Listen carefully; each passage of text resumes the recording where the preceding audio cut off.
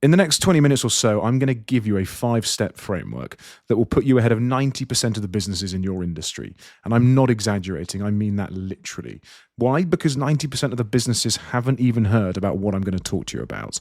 It's called GEO, or Generative Engine Optimisation. It's how you get AI, like ChatGPT, Perplexity, Google's AI, Claude, all of them, to recommend you when somebody asks a question about what you do. And the reason that I'm so fired up about this is because essentially it's one of those rare windows where the playing field is genuinely level. It doesn't matter if you're a startup in your university halls with 1 GCSE like me, or if you've got 100 employees in a marketing department. The rules are new, nobody has a head start, and the 5 things that I'm about to walk you through, they are totally free. They're practical, and if you actually do them, not just nod along and save this for later, they will compound into genuine long-term unfair advantages. Sound good? Well, here's what we're going to cover. We're going to cover how to restructure your content so that AI actually picks it up, how to create things that only you can create so you become essentially uncopyable, how to make sure that AI can actually see your website because there's a high chance right now that AI actually can't, and how to build what I like to call the citation surface area so your name is everywhere AI looks, and most importantly, how to stay fresh because AI has a very short memory, and if you're not updating, then you're essentially disappearing. But before we dive into the episode, and I really hope you find it useful, I want to ask a quick favor of you guys. I'd be hugely grateful if you could share this with a friend, a colleague, someone who is just starting out. As you know, knowledge unlocks a world of opportunity. Anyway, let's get into the episode. Hey, it's Oliver Bruce, and welcome to the Unlock, previously known as Success is in the Mind. I'm a UK entrepreneur, angel investor, and neurodivergent founder, and I recently exited my first business, which I scaled from my university halls into a multi-million-dollar agency with no backing, no funding, just grit, mistakes, and determination. I want to pass on some of the lessons that I've learned, the barriers that I had to overcome, and the challenges that I'm still coming up against today. This podcast doesn't grow by itself, it grows with you. If you could possibly share this with friends, family, colleagues, anybody you're in business with, somebody that you think might find this useful, I would be greatly appreciative. Anyway, let's get into it. So before we get into the first step, let me explain why this is super urgent, because if you don't understand the why, then it's maybe not going to work for you. So traditional search, Google, the blue links, the whole thing, if you will, is shrinking. Gartner, one of the biggest research firms on the planet, predicted that traditional search volumes would drop by 25% in 2026. Now, guess what? We're in 2026. It is happening in front of your own eyes. ChatGPT alone has 800 million weekly users. Perplexity is doing nearly 800 million queries a month. Google's own AI overviews are now showing up in over half of all searches. And when those AI overviews appear, click-through rates on the normal results drop by 61%. When AI shows up in Google, 61% fewer people click on the regular results, the results you have spent years trying to rank for. So where are those clicks essentially going? Well, they're going nowhere because the AI answered the question. The person got what they needed and moved on. They never visited your site. They never saw your brand. You were essentially invisible. Now, here's the flip side, and this is where the opportunity is. When AI does cite you, when your name comes up, your brand comes up, someone clicks on the link, someone goes through to your website, the traffic you get from that converts a significantly higher rate than traditional search. Some studies are showing 5 times higher conversion rates. Why? Because the AI is basically the answer to their query. This is the answer, and here is where it came from. It's like a built-in endorsement, if you will. So the stakes are shrinking traffic from old search, massively higher converting traffic from AI search, and a wide open playing field because most people haven't even started. That is the best bit. Most people haven't even started. So let's get into step 1. Step 1 is answer first, story later. The first thing you need to change is the structure of your content. And this is where most entrepreneurs, most businesses get it wrong because they've been taught to write content like a university essay. Introduction, build up, context, background, then finally the answer. Buried halfway down the page. It doesn't work. AI doesn't care about your build-up. It doesn't care about your story. It's scanning, essentially, your content, asking one question. Does this page directly answer what the user has asked. And it decides that in the first 200 words, not the entire essay. Let me give you an analogy just to kind of make this clear. Imagine you're at a networking event and someone asks you, hey, what's the best accounting software for a small e-commerce business? You wouldn't say, well, let me tell you about the history of accounting software and how it's evolved over the last 20 years. What you would say is, honestly, zero, and here's why. That's how your content needs to be read. Answer first, reasoning second, story third. And here's a practical hack. Here's one that you can do today whilst you're listening to this podcast. If you go to your top 10 blog posts on your page, look at the first 200 words of each one and ask yourself, if somebody read only these 200 words, would they have a clear, direct answer to the question this page is supposed to answer? If the answer is no, rewrite those 200 words, put the answer up front, then keep all the context and deal below. Hey guys, sorry for interrupting the podcast, but I thought you might find this useful. If, like me, you found that one of the biggest headaches when running a business is managing money across different tools, currencies, and expenses, then I think I've got the solution for you. Incard is built to fix this headache. Incard is a new financial platform designed specifically for high-growth modern businesses. It gives you multi-currency accounts, connected banking, and smart spend management all in one place. The really cool part is the rewards. With Incard, you earn up to 2% cash back on things that you're probably already spending money on, like advertising, SaaS tools, and travel. Every time you spend, you generate points, and you redeem them instantly for cash directly in the platform. So if you're building or scaling an online business and you want a smarter way to manage your finances, check out Incard using the link in the description. Thanks so much for taking the time to listen to this. Let's get back to the episode.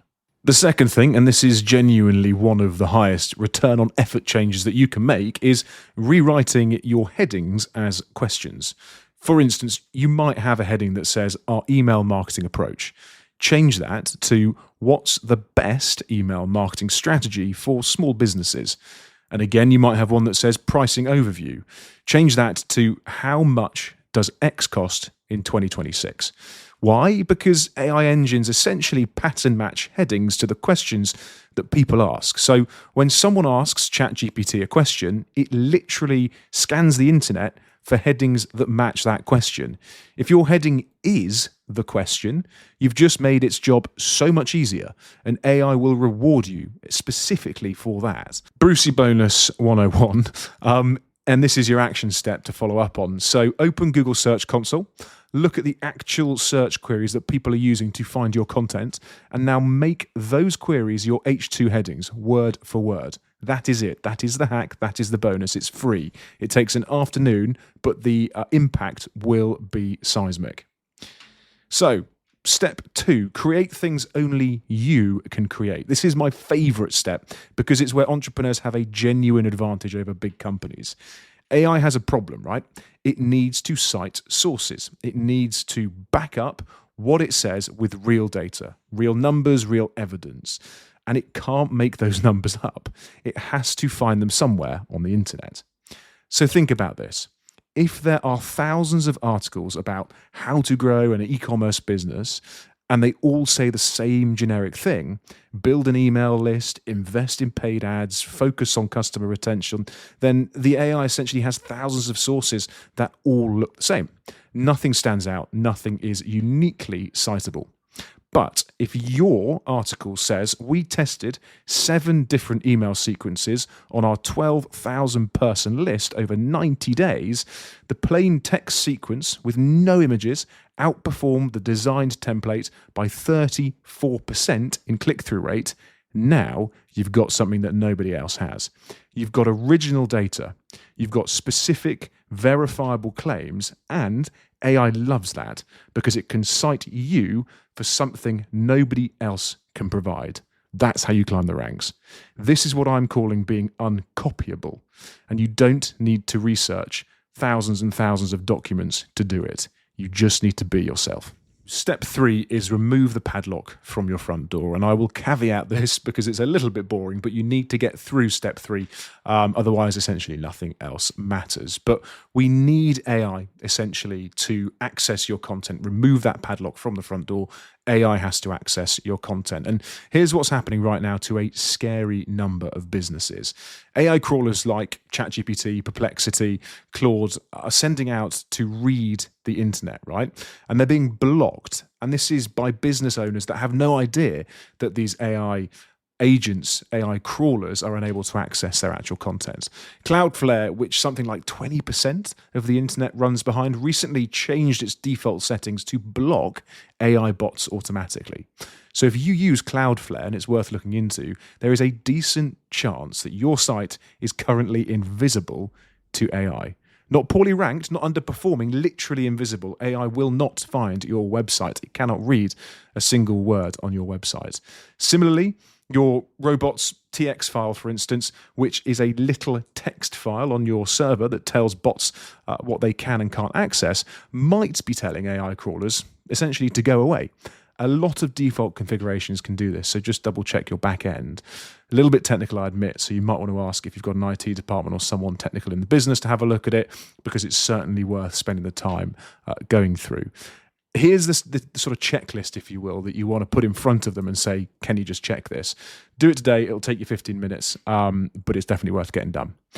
So check your robots TX file. Go to yourdomain.com/robots.tx. Look for lines that block user agents like ChatGPT-user, GPT bot, Anthropic-AI, Claude bot, Perplexity bot. If they're blocked, make sure you unblock them straight away.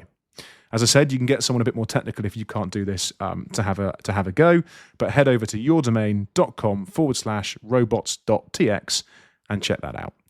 Number 2, check your CDN/firewall settings, right? So if you use Cloudflare, go into your dashboard and check the AI bot settings.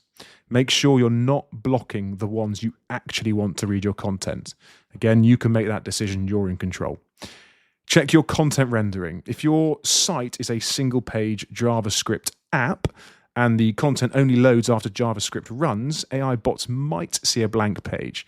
Your important content needs to be server-side rendered. Again, a little bit technical, but it needs to be server-side rendered, meaning it's essentially in the HTML before any JavaScript loads. So number 4 of this quick checklist is remove unnecessary gates. If your best content is behind a login, for instance, or a paywall, or an email gate for that matter, or a click to expand, any of those, then AI simply can't see it. Okay, any kind of gate, any kind of wall, AI can't see it. Your most citable content, your best content, may well be behind a paywall. The stuff you want AI to see, make sure it isn't. Make sure it is visible. Make sure it is citable. It needs to be open and accessible, right? And step 5, the last one in this checklist, consider creating consider creating LLMs.txt files, right? LLM meaning large language model. This is relatively new, but it's essentially a bit like robots.tx, but specifically designed to help AI systems understand the structure of your site, the LLM bit, large language model, essentially ChatGPT, etc. Think of this as a table of contents, okay? It tells the AI, here are our most important pages, here's what they cover, and here's how they're organized. It's not mandatory, as I said, but it is a free way to help essentially guide AI around your website to make sure that it's using your site in a better way. I know it's not that exciting, and I know it's pretty technical, but try and take this away. Try and put this in front of someone that is maybe more technical than yourself, maybe has a bit more time than yourself, and get them to have a look at your website, have a look at the CMS, have a look at the back end, because these are quick wins that, frankly, may have been overlooked completely understandably. So let's get into step 4, which is a little bit more exciting. Get talked about everywhere. Right, so here's something that most people don't understand about AI. It decides what to cite. It doesn't just look at your website, it looks at everything. Reddit threads, YouTube transcripts, news articles, podcast show notes, industry publications, social media forums, etc. And AI essentially is asking, is this brand being talked about in credible places across the internet? If the answer is yes, it trusts you a little bit more, right? If the answer is no, obviously it'll trust you a little bit less. If the only place your brand exists is your own website, however, then you look like you're just shouting into a void. Nobody else is citing you. You're not necessarily that credible. I think of this as a citation surface area, as I mentioned at the very beginning. So the more places your brand shows up in, the more credible context, the more surface area that you're covering, you're giving AI a better chance to actually find your brand, trust you, understand that you're credible. And this is where entrepreneurs have a massive advantage over companies that are maybe slightly bigger. For instance, we can publish our own content, we can publish our own blogs, we can get PR, we can get digital PR, we can make noise on social across multiple channels and backlink to our website in places that are maybe more credible than just putting things out onto our website. Here's a quick playbook as to how to win. No surprises here, but get on podcasts. This is probably the single highest leverage point for most entrepreneurs. So just go out there, find 10 or 20 podcasts in your space, pitch yourself as a guest. When you appear on the podcast, your name and brand end up in the show notes, right? In the transcript, on the podcast website, on Apple Podcasts, on Spotify, on YouTube, wherever you put the podcast, you will be there. That's 5 or 6 different credible places mentioning your name in connection with your topic from literally one conversation. Another one, for instance, is be useful on Reddit, and I admit this takes a bit of time and it's a bit of a bit of a rabbit warren, but find useful subreddits where your audience hangs out. Don't sell to them, don't promote, just answer questions really, really well. Give genuine, helpful advice. Reddit and YouTube are among the most cited sources for AI generated responses. YouTube is very, very good. Reddit is obviously equally as good. If you're consistent on Reddit and you are relevant on Reddit, AI will eventually pick that up. And honestly, even if it didn't, you'd still be building trust with real humans who might, in time, depending on what industry you are, become a customer. So there is a kind of win-win there either way. Write for other people's audiences. So guest post, right? LinkedIn articles, industry publications, contributions, newsletters. Every time you place content on someone else's platform, you are creating another node in the web that is AI scanning, essentially. So get out there and post. Get press, easier said than done, but get press mentions. This is essentially where you might be cited in the Financial Times or local press or industry blogs or niche publications, and they all count. They're all credible, and they're all third-party sources mentioning your name, your brand in connection with your expertise.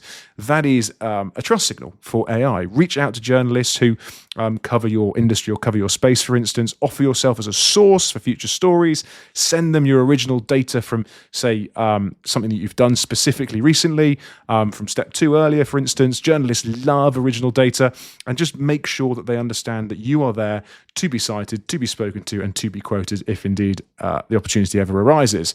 And then show up on YouTube. I mentioned it earlier, but even if you don't have a YouTube channel, get mentioned or start to feature on other people's YouTube channels, because it is super valuable.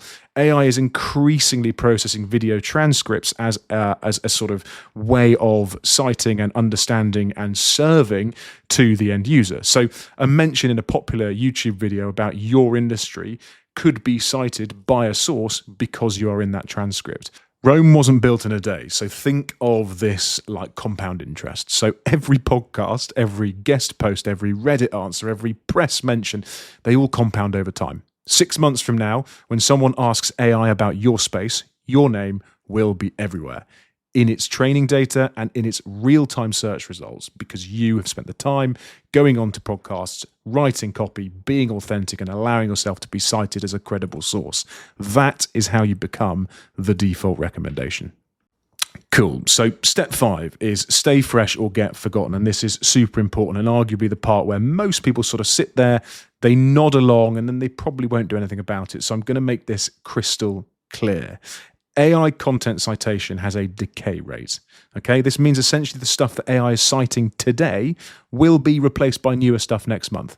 Research amazingly suggests that roughly half of the content cited in AI responses is less than 13 weeks old.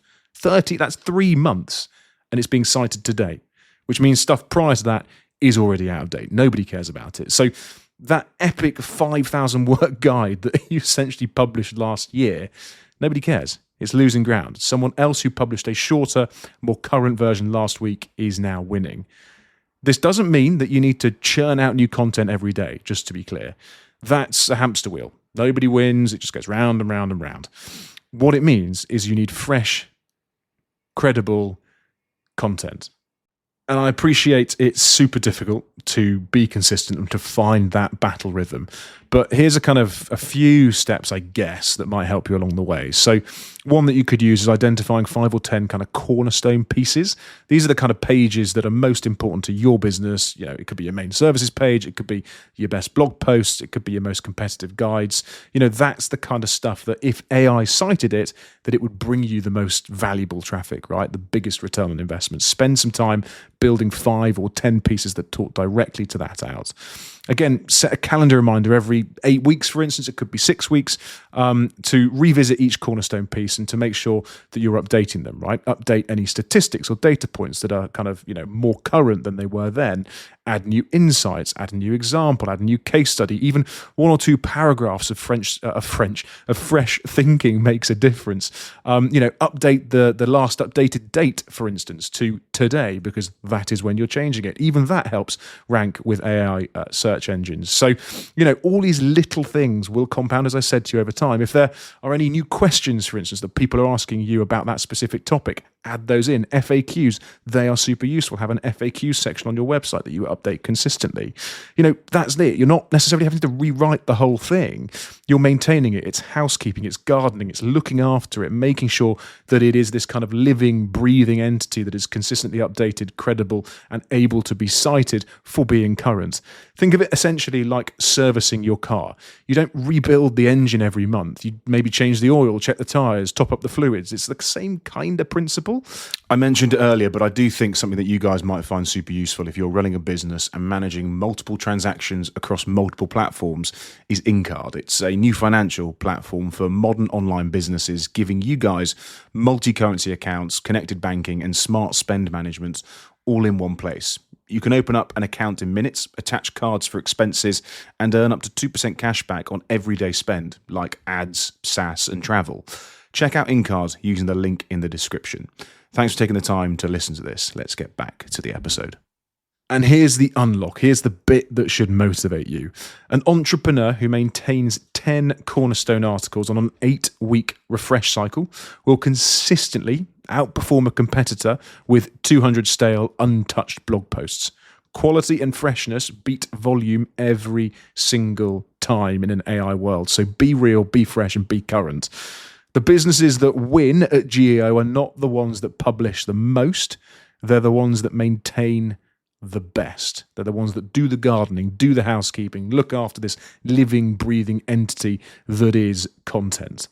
So let me just summarize and bring this all together into a kind of like actionable 5-step guide that you can take away and hopefully implement into your business today.